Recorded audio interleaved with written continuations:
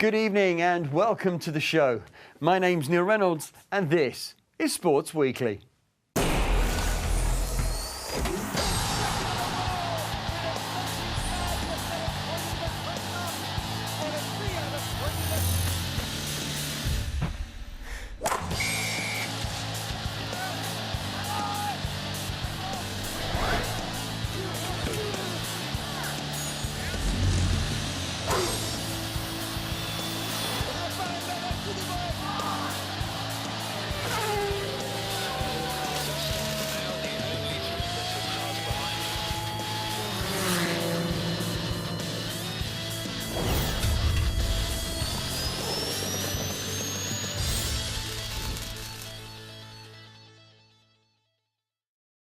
So, welcome to the show and what's coming up tonight.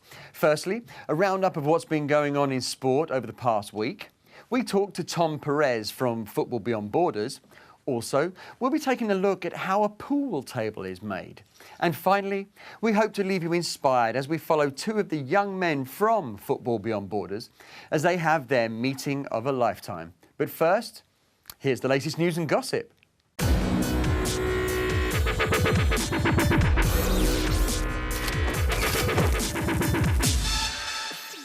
England subsided to an innings and 36-run defeat on the final day of the fourth test in Mumbai as India swiftly sealed a series victory.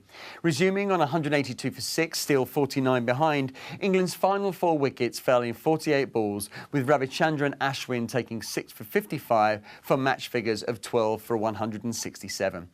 It's only the third time a test side have made 400 or more in their first innings and then lost by an innings. India, 3-0 up with 1 match to play, have now won 5 consecutive series. The world number ones are unbeaten in 18 matches at home, winning 15 of those in a run that dates back to England's 2-1 series win in 2012. For Alistair Cook's side, a 4th defeat in 5 matches is their 7th of the year. Their 12-month worst of 8 losses could be equalled in the 5th and final test, which begins this Friday in Chennai. The International Olympic Committee announced on Friday that it will reanalyse all 254 urine samples taken from Russian athletes who took part in the 2014 Sochi Winter Olympics. The IOC said it had also extended the mandate of its own Oswald Disciplinary Commission to examine all samples collected from Russian athletes during the London Summer Olympics of 2012. The decisions were taken, the IOC said, following the publication Friday of Richard McLaren's full report into doping in Russia that revealed an institutional conspiracy by Moscow to cheat between 2011 and 2015, benefiting more than 1,000 athletes. IOC President Thomas Bach laid out the committee's plans moving forward. Following Mr. McLaren's findings, I have also today extended the mandate of the Disciplinary Commission to test all samples of all Russian athletes having participated in the Olympic Games London 2012. Britain's Anthony Joshua successfully defended his IBF heavyweight title with a third-round stoppage of Eric Molina in Manchester on Saturday. Joshua, who was making the second defence of his belt, knocked the American down with a short right before the referee waved the fight off. The 27-year-old now has 18 knockouts from as many fights and will face former heavyweight king Vladimir Klitschko at a super fight at Wembley Stadium on the 29th of April 2017. The Premier League never seems to amaze at the moment, and the top of the table is starting to sort itself out. Arsenal went top for a while after coming from behind against Stoke City to win 3-1 at the Emirates Stadium. Less than 24 hours later, however, Chelsea returned to the summit with a 1-0 home win over a resilient West Bromwich Albion side. There were wins also for Burnley, Manchester United and Southampton, with Liverpool drawing 2-2 with West Ham and Hull City playing out a 3-3 6-goal thriller with Crystal Palace. Reigning champions Leicester City are having a somewhat lacklustre season so far, apart from in the Champions League. So the match against Manchester City seemed to some a foregone conclusion. But the Midlands side had other ideas. With a Jamie Vardy hat-trick, Leicester City outclassed City and ran out 4-2 winners at the King Power Stadium. Afterwards, Claudio Ranieri, Leicester City manager, had this to say. It was special because we wanted to give something different to our fans because we didn't play well so far. We lost so many matches and we spoke a lot after the Porto defeat and we reacted very well. Besiktas Football Club of Istanbul is one of Turkey's oldest sports organisations with an impassioned fan base known for their opposition to the authorities. 38 people, mainly police officers, were killed on Saturday in double attacks outside its stadium that followed the club's home Superliga match against Bursaspor in the brand new Vodafone Arena, opened earlier this year. Besiktas, who won the match 2-1, boosting its title hopes to make the club joint leaders with local rivals Başakşehir.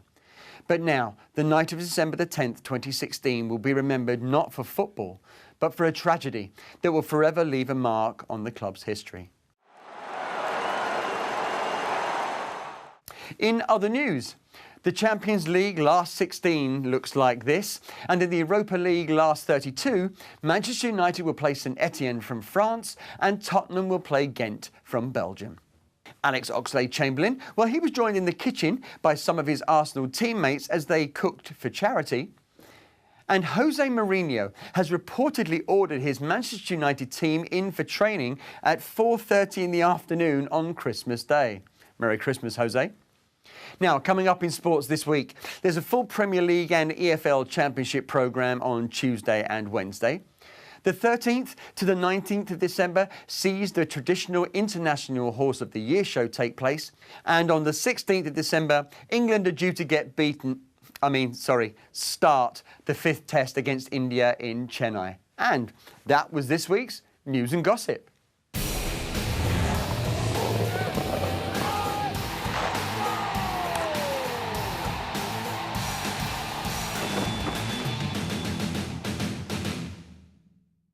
So, for this week's Sport of the Week, I'm joined in the studio by Head of Communications and Community from Football Beyond Borders. I'm here with Tom Perez. Tom, welcome to the show. Thank you, Neil. Appreciate it. It's good to have you here. So, Tom, Football Beyond Borders, it started back in 2009 as I think it was a group of friends from SOAS University. Correct. Could you tell us what's happened between 2009 and the present day? I can give you a whirlwind tour. Yeah, that'd be I can't great. include all the detail, but it's been a spectacular 5-6 years since FBB was founded. 2009, it was SOAS University, a group of friends who were very passionate about politics, society, young people, but who were also quite talented footballers. Some of them better than others, I would say. I was lucky enough to join them in 2011 when they'd already done two tours. That was the idea, that every year they would take their football and they would go beyond borders. They would fundraise during the year and they would go to places around the world where maybe the narrative, the news narrative that you hear isn't really what was going on. And they wanted to kind of change those narratives, challenge those narratives. So in the first year they went to Syria, that was 2009. In the second year they went to Ghana. They did loads of youth workshops there as well.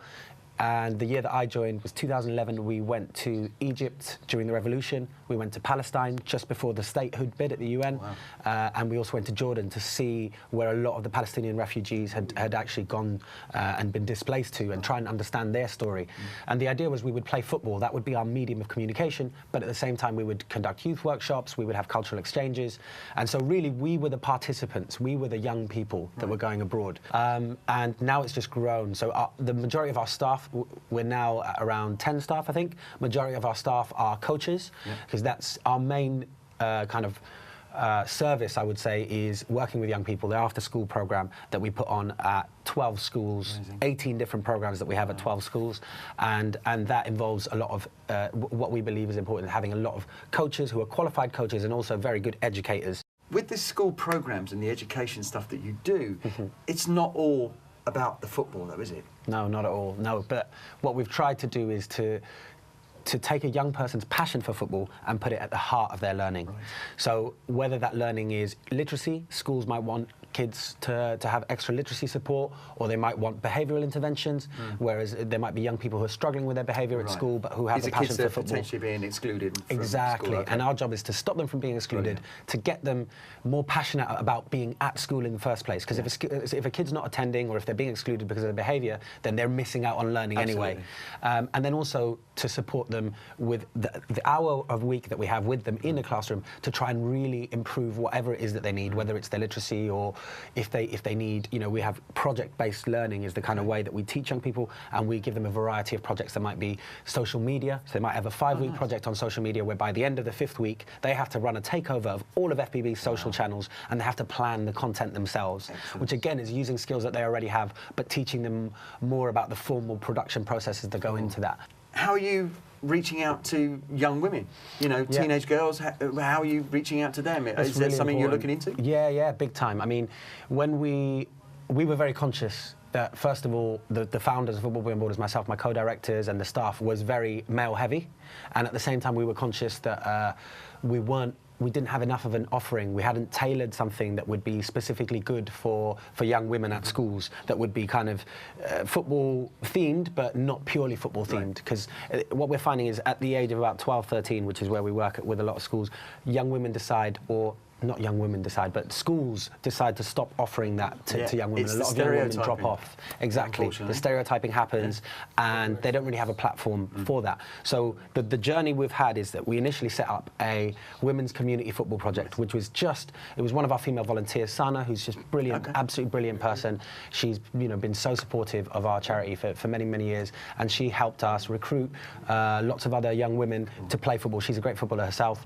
And initially that was run also by a volunteer called JJ, who she's also great. She's a young Somalian coach and referee. And she's on FBB TV as well, isn't she? Yes, she is. She interviewed Rachel Yankee in our first ever show that we did. And Rachel Yankey's a massive role model for young women. So that was what we realised, is we needed more role models, and we needed to get in some kind of volunteers and hopefully staff. And now we have a head of female participation called Karina, who actually came through the community programme, played football with the women's community team. They created a team, the FPB Warriors, which has just grown from strength to strength, and actually now is providing us with coaches for the school programme, which we've tailored to, we've called it Female Fitness Education and Motivation. And that program is specifically targeted at young women going through puberty, who are at school and have a passion for football, and are confident, but maybe need more of a boost in that, in confidence on the football pitch, and can benefit from playing football and being part of a wider organisation. And we now run that at 2 schools, Chestnut Grove in Balham and Archbishop Lanfranc in Croydon, and we're hoping to expand that offering at other schools in future. Cool. So a big thanks to Tom Perez. And if you want to know more about Football Beyond Borders, you can go to their website at www.footballbeyondborders.org. So that's all we have time for on this week's Sport of the Week. Thanks for joining us.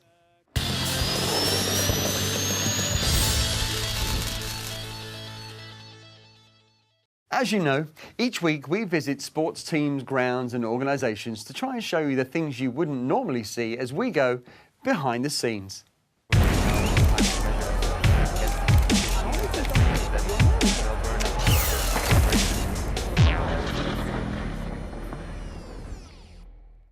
This week, we sent our reporter Sean McIntosh to the Snooker and Pool Table Company over in Rayleigh in Essex to talk to Managing Director Darren Andrews and to find out just what goes into making a bespoke pool table.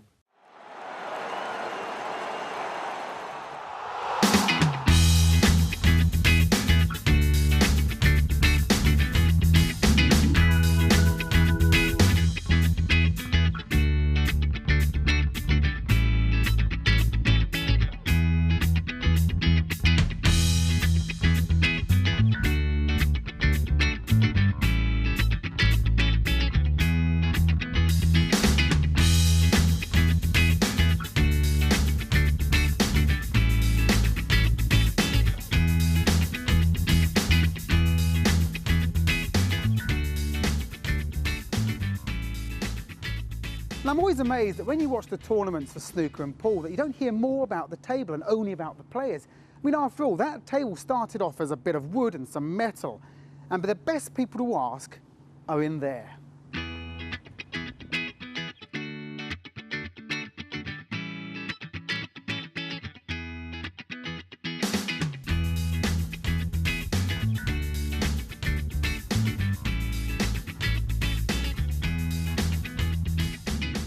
What are we doing here? Right, the first job you've got to do is to overhand that, i.e. keep your hands away from the blades, and we would be pushing across the machine, i.e. like that, right the way across, off, Yeah. back, and then you would go through the process again.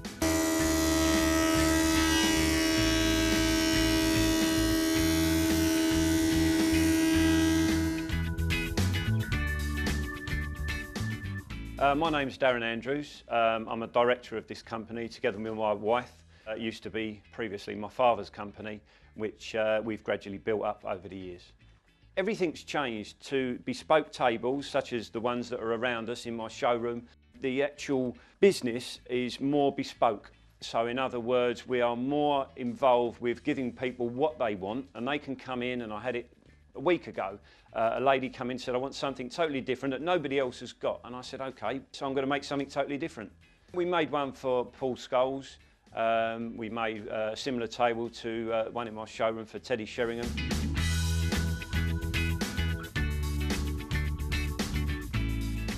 Right, this machine, when you get to that, you measure 95 mil, yeah? Then you take that down till you get to 95 on there.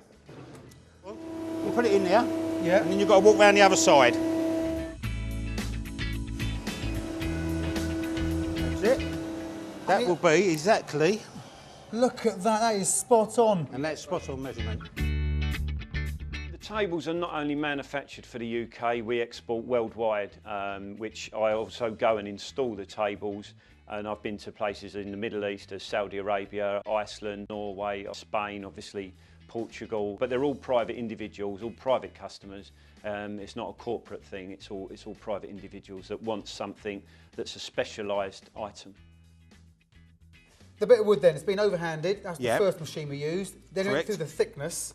Yes. That took it down to exactly the right millimetre. Yes. And now it's just what, getting the right length on it. It's got to be now cut to fit within that body over there, ready for its next process. And if you mess this up, You're in big trouble. super. Keep going, right the way through. That's it, then come back to yourself. A pool table takes approximately from when it starts its manufacture in the mill to when it goes out is probably about a week, actual solid work. But we currently have to manufacture a table and say to people it takes approximately 6 weeks because of the way the rotor works in the manufacturing industry. And down you go. And there's no movement. Its final journey. That's its final journey in there. What we do then is we put in a piece of plywood to make a ball run, to go from this end all the way down to the opening at the far end there. And then it has the pockets, but I can show you one that I prepared earlier. Right, now the process you've done, which we've done up there, is these two struts. This is the ply centre I put in, yeah? Yeah. And then you do your cross bearers there, and then adapt the pockets to it. So now, once the top is fitted onto that, with the pockets, the balls go in, boom, down there, rolls to one end, where you clear the balls out.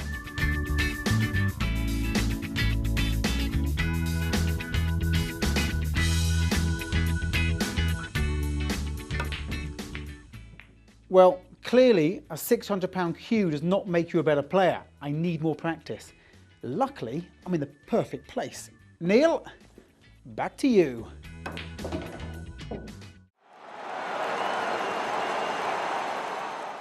A huge thank you to Darren and Gordon for giving up their precious time to let us show you what goes on in their factory. And if you want to see more about the tables and accessories that they make and provide, please go to their website at www.snookerandpooltablecompany.com.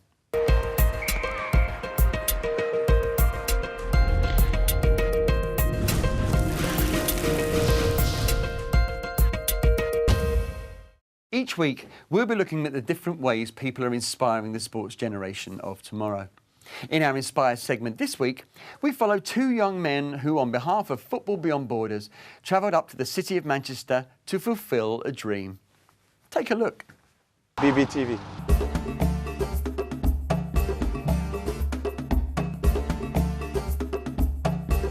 Hello, I'm Bruno. And I am Dylan. And today we are going to be interviewing Yaya Toure at here, Etihad Stadium, for FBB TV.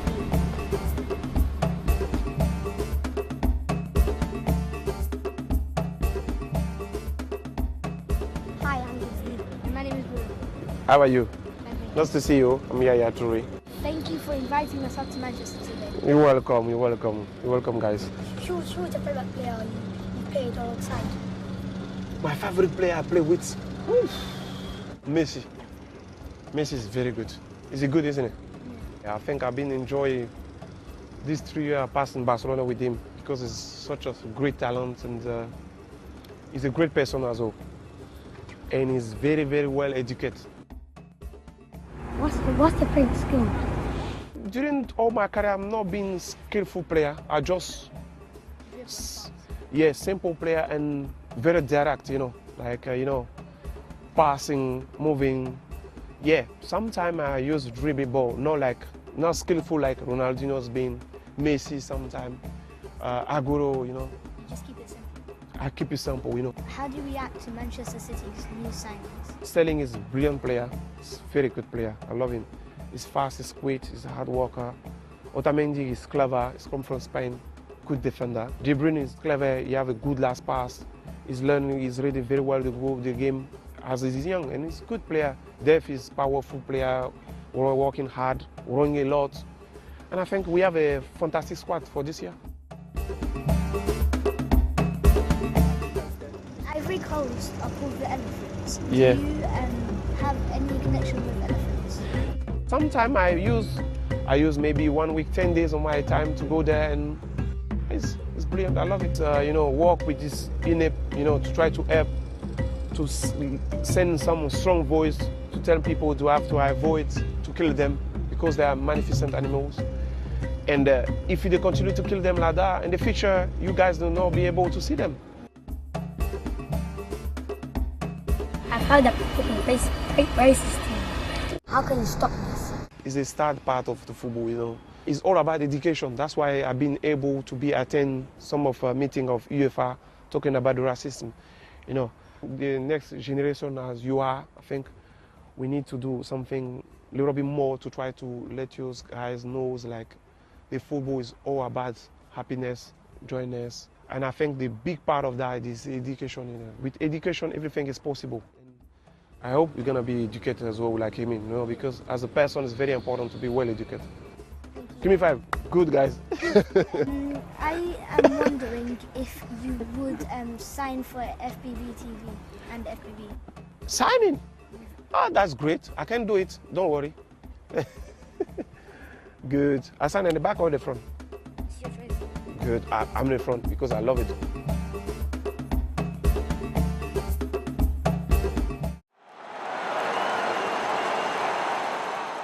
Football Beyond Borders is an amazing charity, as Tom, my guest earlier, pointed out, and when they need your help.